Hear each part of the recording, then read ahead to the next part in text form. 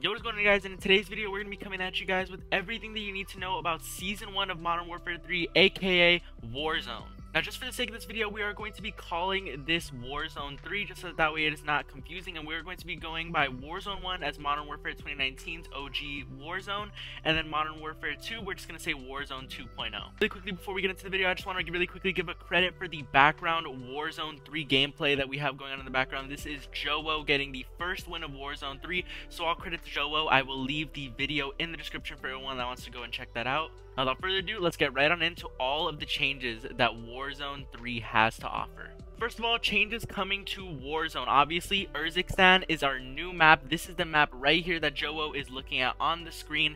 If you guys didn't notice, Urzikstan is the zombies map that we have been playing on for all the weeks since Modern Warfare 3's release. So if you guys have been playing a lot of zombies, you guys should be pretty familiar with all of the spots and which buildings are going to be the hot drops. Like, for example, right now, Joe is in the downtown area, and there are actually these zip lines that can bring you super high up, and you can rotate to essentially any point in the map. And instead of doing the rifts like they did in zombies, there are going to be these things called redeploy drones, which we have previously seen in Caldera and Warzone 2.0, where you zip up to a balloon and then it launches you in any direction that you choose to. But I mean, we already know all this. That's the map again for anyone who wants to go ahead and take a look at it. And then this is how it looks from the plane.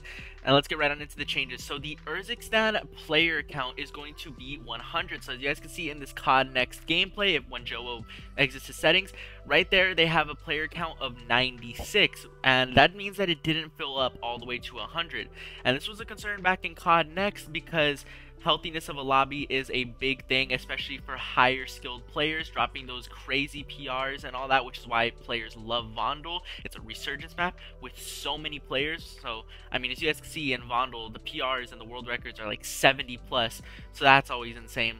But yeah, right here, 96 player count, so it seems that it's the same as COD Next. The goal of this is to make the game a faster paced battle royale with more engagements, because every single pre-iteration of Warzone has kind of been a little bit slow and not as fast paced as they would like it to be. This is why Resurgence and Rebirth always had the interest, but they are open to upping the player count, but they just need it to be tested by the community. So don't shit on Urzikstan right away. We just need to test out the game for ourselves tomorrow, and then they will be able to declare from there if there does need to be a higher player count.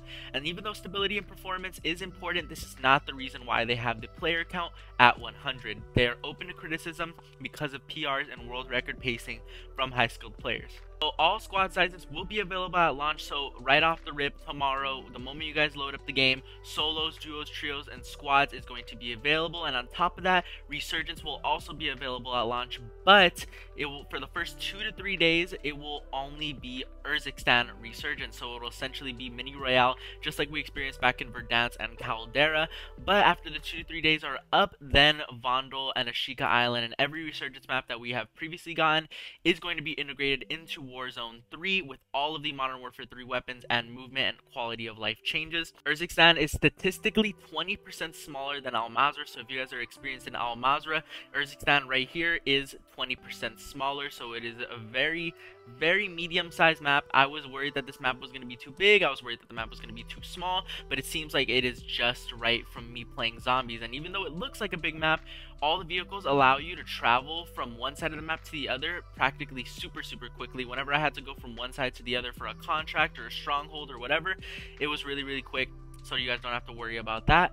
Now, new circle timings. This is something that is absolutely insane whenever I tell it to someone, because the whole point of these big map battle royales is that way it is a slower pacing than you would find in Resurgence or multiplayer. But it seems like they want there to be more engagements this time. So Al Mazrah, the average time for Al Mazrah matches was 28 minutes on average, which is almost 30 minutes long, which is a pretty big amount of time taken from your playing, like the time that you're playing the game.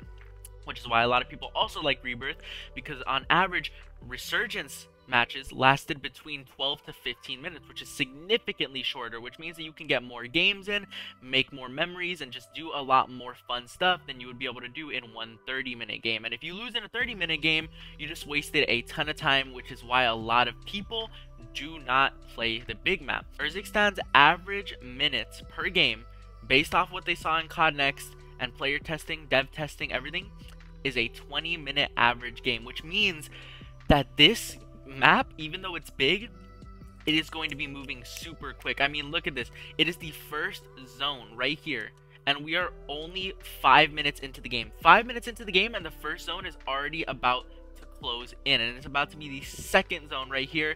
So now Joe has 1 minute to rotate into the second zone, which it seems like he's already in it, and it's going to start closing. So it's very, very fast paced.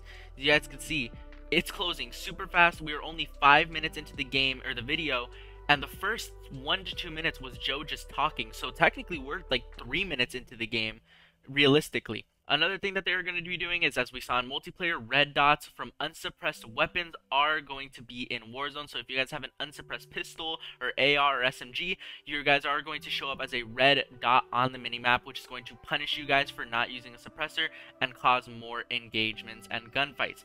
Big game bounty contracts are back, so whenever you get a big game bounty, you will it would act like as a normal bounty, but whenever you kill the bounty, you get an advanced UAV as soon as you kill them and some cash. The Gulag public event is here, so you will have more chances to get back into the game. This is that way the match stays healthy and it lasts a lot longer, and it's just a lot more suspenseful than your typical battle royale. As for stats tracking is going to be rolling out over time. So right now, Urzikstan is the priority, so Season 1 normal BR stats will be tracked right away. Season 2 Resurgence stats will be integrated, and then Season 3 Plunder stats will be integrated. I know that this isn't technically what a lot of you guys want, considering that Resurgence is a really big mode. I'm really excited for Resurgence, but at the same time, we gotta understand that the priority right now is on Urzikstan, and who knows, we might actually like Urzikstan now that the FOV changes are on console, so don't shoot it down right away. And here are some of the quality of life changes that they said on the creator call with creators. This is over 40 plus quality of life changes, but I'm only going to go through a few because it's just way too much to cover, counting all the bug fixes and everything. So first of all, here are a few. OG loadout crate model from Warzone 1 is going to return. So the white loadout crate with the straps is going to be returning. The allied loadout crates now have an in-game world highlight, so if your allies call in a loadout crate, instead of just a square with the loadout showing through mountains and stuff, there is going to actually be a highlight, like a blue highlight around the world, so you can easily locate where the loadout is. Sometimes loadouts would drop behind a wall and you would think that they're in, like, on top of the roof or something like that. This is going to make it a lot easier to tell, and is going to make a lot better consistency for plays and just anything. Gas mask overlay has now been adjusted for a clearer view, so the gas mask, it is going to be easier to see. We're just gonna have to see how that plays out. They might turn down the Vigente, which is like the outer blackness of the screen, to make it a lot more clear. And then the gas masks are manual now, so they have been adjusted to be the first item in the UI that you can access. So that's also another big thing, so that way if you do not want to be screwed over in the middle of a storm play, you guys can take the gas mask off or put the gas mask on, and it will not be something to worry about. Or if you guys want, just if you guys don't mind the gas mask view, you guys could literally have the gas mask on for the entirety of the game and you won't even have to worry about it at all. So that's something else. Gulag entry kits can now be stowed in a backpack for you or teammates to use later. So if your teammate dies in the Gulag and uses its Gulag token, and you find another Gulag token while they are in the Gulag, you can stow the one that you found, wait for them to come back, and then give it to them, and then they can equip it. So that's something that's also really, really good to keep the game healthy and alive. Increased Gulag entry kit drop rate, so there are more chances to come back. Now, they didn't give us an exact percentage, but we do know that Gulag entry kits are going to be a lot more common. As we can see, Joe got one earlier, which, I mean, I hardly see them, so that's also really, really good. It's a purple rarity from what I saw, and let me just say that the UI really quick right there, it looks so clean. I love it. So clean. Way better compared to Warzone 2.0. Honestly, everything here is better than Warzone 2.0. If you guys didn't notice also, this isn't in the notes, but the obvious one, shield is back to blue color. It is not purple like how it is in Warzone 2. So it looks like they're kind of taking a step back to Warzone 1's like UI type thing. And right off the bat, obviously, everyone has 3 plates right off rip. You guys do not have to worry about that stupid Warzone 2 mechanic that was added in right away where you have to find a vest. No. Everyone will have 3 plates right off rip and you'll be good. So enemy live pings will now also show in kill cams. Now, you guys may not think that this is a big one, but this actually is a big one because live pings are OP in Warzone 2. And if they're not going to be changed in Warzone 3, they are it's definitely going to have to be adjusted. Oh my god, Jobo just spat on that guy. But anyways, yeah, if you guys are ever having any trouble seeing someone or tracking someone, just live ping them, and I guarantee you guys will probably get the kill, because live pings are insane. So they are going to be shown in the kill cam, so that way you can tell if a player is cheating, or if they made a sus play, or just in general, just to know what they did to track you so easily. One-shot snipers are going to be returning. Now, I'm assuming that this is only going to be on certain snipers. From what I tested the cat, the longbow, and the KV inhibitor in the firing range with 3 plates on I forgot what they're called, a mannequin. Let's just say a mannequin. And none of them one-shot to the head. But that's just multiplayer. We don't know if 3 plates is too much with the 150 HP change that they made to multiplayer. So we're just going to have to wait and see. But at the time, I tried it in the firing range, and all 3 snipers did not one-shot to the head. So fingers crossed, they do actually one-shot to the head. And really quickly, if you guys are snipers, I highly recommend that when the snipers come out, if the KV inhibitor one-shots to the head, that is probably going to be the meta sniper. So level that up while you can right now if you guys are a sniper. No weapon tuning in the gunsmith at all. So even for Modern Warfare 2 weapons, weapon tuning will not be in the game. So Modern Warfare 3 weapons seem to be the better guns right now, just because of how little recoil they have and how little gun smoke that they produce. So you guys are definitely gonna want to get your Modern Warfare 3 guns leveled up.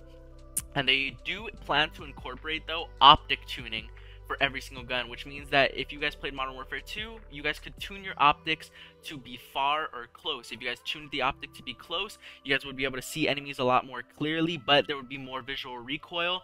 But if you guys tuned your optic for far, there would be less visual recoil, but it's a little harder to track enemies because they are farther.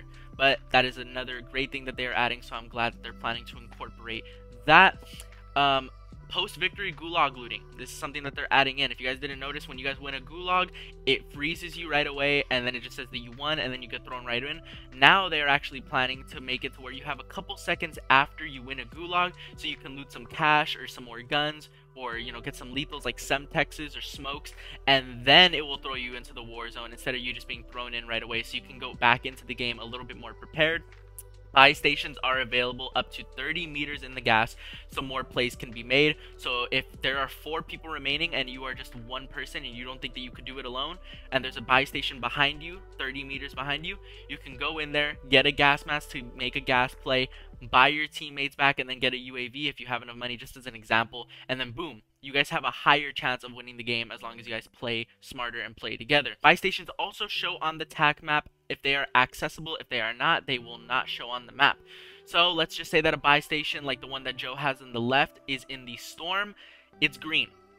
If it's in the storm and it is green, that means that it is accessible. You can go get it. You can buy stuff. You can do anything that you want with it. But if it is not on your TAC map while in the storm, that means that it is not accessible and you cannot buy or use it. So that's another great thing that they put. Buy station inventory is updated. They didn't go too in depth with this, and they kind of just grazed over it for like 1 minute. So it was super hard for creators to track it. But yeah, buy stations are going to be updated in the inventory. Slide distance is now affected by surface incline. So if you guys don't know what incline is, that is steepness basically. So if you go down a hill, you will probably slide faster and farther, but if you slide up a hill, you will slide shorter, and it's going to be significantly weaker than if you were to slide down a hill or at a leveled ground. Fire sale discount is now 50% off, so that is going to make everything a lot cheaper, and I mean a lot cheaper, so that's also great. Smoke grenades duration is nerfed by 20%, so now that that's nerfed a little bit, it's still viable, but stims might be back in the meta, especially with the speed boost. I mean, if you guys look at the screen over here, Joe is rocking stims, which means that if a person pushes him and he hits a stim and slides out of a corner, he's going to be able to slide far with that speed boost. So don't knock stims out. You guys are definitely going to want to give those a try tomorrow when Warzone releases. Portable radar distance is now buffed up to 76 meters, which is insane on its own. So then now you could probably place it on top of cars, and the blackout car radar meta may be back. If you guys did not play blackout, basically that meta is where people would put a portable radar onto the car and then drive around, and then the radar would ping people as you drive around. So that was amazing for W King and high skilled players, so that might be back. So if you guys loved blackout, that might be returning. Munitions and armor boxes have no delay now as soon as it's placed. So if you guys didn't know this is in multiplayer, you throw down a munitions, you can instantly grab it. There's not a little 1 second delay, so that's also great. Loadout crates and quad prices have been lowered down to 15,000 and it is adjusted for all other modes. Thank God. 20,000 to 30,000 was way too much. I don't know what they were thinking, but yeah, 15,000 now for squads, and it's adjusted for solos, duos, and trios, or just based off how many people you have on your team. Modern Warfare 3 operators now have a new default parachute, which kind of begs the question if that parachute is going to be better than the Modern Warfare 2 parachutes, but I don't know, we'll just have to wait and see. Leaving a stronghold will neutralize it. If you sit at a stronghold after capturing it, you usually get a UAV ping, and if you stay there, the UAV ping will stay up for the entire game, so you can see whenever people are coming, but those people can also see the UAV ping that you have, so they'll know that you're there, basically. Now, if you leave the stronghold, the UAV ping will disappear off your map if you were to go back, and the stronghold will reset for other players to capture and loot, and then they can stay there for the UAV ping if they would like. Play carriers are now one-to-one with their functions, so now vests will match with perks in Modern Warfare 2 basically, so perks won't be absolutely confusing and broken. So for example, let's say you find a stealth vest on the ground right now, that would count as ghost. If you found a comms vest, that would act as bird's eye. So now let's say that I have bird's eye equipped on my loadout perks, but I can pick up a stealth vest to also have ghost and bird's eye simultaneously. So that's something really, really cool that they added. And on top of that, while I'm on this topic, there are going to be a bunch of default perks that are going to be coming to Warzone off-rip that you will not have to only access from your loadout. And those following perks that are going to be default is going to be tac pads, which makes you slide further, commando gloves, which if I'm not mistaken, it makes you ADS while like jumping and stuff a lot better, unless that's the assault gloves. Quick grip gloves, this makes you ADS faster. Climbing boots, this makes you take less fall damage. And then overkill, that's a big one. Overkill is now a default perk, which means that you guys can use ghost and stuff and you guys won't have to sacrifice your overkill. So that is just absolutely insane by itself. Stealth Vest also no longer hides you from an advanced UAV, so this is acting just like Ghost. And by the way, they changed Ghost to where it is only active when you are moving now. If you are sitting in a corner standing still with Ghost on, it will not hide you from the radar. You guys have to be actively moving, even if it's just from side to side a little bit. So it's a little bit of a counter, but still not too much. Now, they also put redeploy drones now only move when deep in the gas, so now you can make some crazy rotational plays. If you guys are far in the gas and you guys need to get into the zone, you guys can hit a redeploy drone in the storm and get out. Increase the redeploy drone catapult distance, which is insane for W King and rotational plays. Less extreme default circles, which means that it will not punish people for landing closer to the edge of the map, and it will be more towards the center, allowing everyone from all corners to get in a lot easier. There's going to be a more transparent low health visual overlay when you get one shot. You know how when you get one shot your screen goes red? The red will be easier to see through, and it will be easier to fight with it. And they also made the animation for when you are low start at a lower number, which is going to be a little bit, I don't know how I feel about that, because whenever my screen gets red, that's when I know, oh shoot, I better back off. So that's going to be a little bit of an adjustment. Don't know how I feel about that, but we'll see tomorrow when Warzone drops. Spawn protection time decreased from 10 seconds to 2.5 seconds, which is insane, because that means that higher level players are going to be able to beam people out of the sky a lot more and a lot more consistently. Reduced falling slowdown when jumping off of something. So I don't know if you guys noticed, but when you guys jump off a building, when you initially make that jump, it is really, really slow and people can catch you there, so they're going to reduce that. More contracts available in the endgame because they feel like contracts in the endgame weren't really that common. Scavenger contract is back and rewards a guaranteed play carrier or any of the vests like the stealth vests and comm vests. Contracts captured can be captured faster when more members from the squad are present. Most Wanted now rewards a guaranteed gulag entry kit from a supply box after additionally bringing your teammate back, so that's insane. Score events in game are now yellow, just like OG Warzone 1. Vehicle acceleration has been increased by 50%, so cars accelerate faster, which is good because right now they are really slow and sluggish. Legendary supply drop guitar riff celebration is back. And now finally, updated weapon metas. We will continue to update the weapon meta and keep it healthy throughout the year. So no more 100 plus day RPK meta or OP cast off 762 as an example. And finally, the return of Fortune's Keep and Rebirth Island in 2024.